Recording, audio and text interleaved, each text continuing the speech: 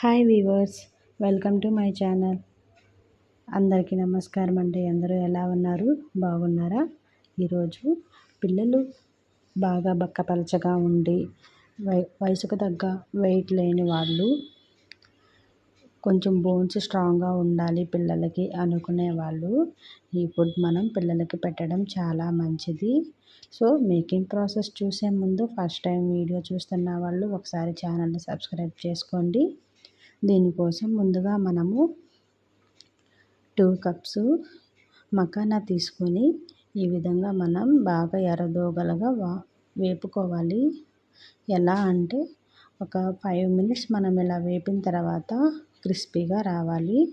తర్వాత టేస్ట్ కోసం 4 కాజు పప్పులు ఇలా మనం రోస్ట్ చేసుకోవాలి. ఇది జస్ట్ ఆప్షనల్ మాత్రమే. తర్వాత ఇవన్నీ మనం మిక్సీ జార్లోకి వేసుకొని ఇలాగ పౌడర్ లాగా చేసుకోవాలి. కొంచెం బరకగా ఉంటే ఇంకా బాగుంటుంది. నాకు కొంచెం బాగా స్మూత్గా అయిపోయింది.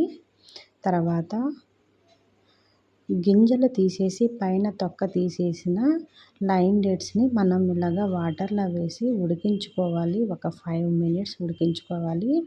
సో ఇలా ఉడికించడం వల్ల అవి బాగా మెత్తగా అయిపోతాయి. చూస్తున్నారు కదా, ఈ విధంగా వచ్చేసేయాలి కన్సిస్టెన్సీ అనేది. సో ఇదంతా ఇలా వచ్చిన తర్వాత మనము మఖానా పౌడర్ ఒక 4 స్పూన్లు వేరొక బౌల్లోకి వేసుకొని ఈ విధంగా మనం ఉండలేమీ లేకుండా కలుపుకోవాలి.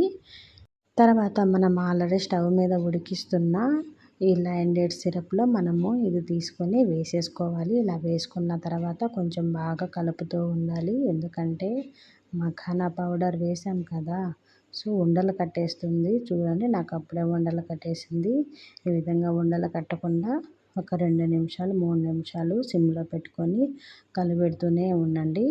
తర్వాత కొంచెం బాగా దగ్గర పడుతుంది. ఒక 5 నిమిషాలు ఇలా ఉడికించారు అంటే చూసారా నాకు ఎలా వచ్చింది. ఆ విధంగా బాగా ఉడుకుతూ ఉండాలి.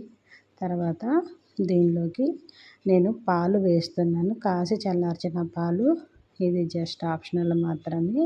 దీని ప్లేస్లో నేను 1 ఇయర్ బేబీకి పెడుతున్నాను కాబట్టి పాలు వేశాను. 1 ఇయర్ బిలో పిల్లలకి వేసి పెట్టుకునే వాళ్ళు నార్మల్గా అయినా పెట్టుకోవచ్చు. సో ఇదంతా కొంచెం బాగా ఉడికిన తర్వాత మనం ఫీడింగ్ బౌల్లోకి మార్చుకొనేసి ఈ విధంగా పిల్లలకి మార్నింగ్ బ్రేక్ఫాస్ట్ టైంలో పెట్టచ్చు, లేకుంటే ఈవినింగ్ స్నాక్ టైంలో పెట్టచ్చు. వీడియో నచ్చితే లైక్ చేయండి. ఫస్ట్ టైం వీడియో చూస్తున్న ఛానల్ని సబ్స్క్రైబ్ చేసుకోండి.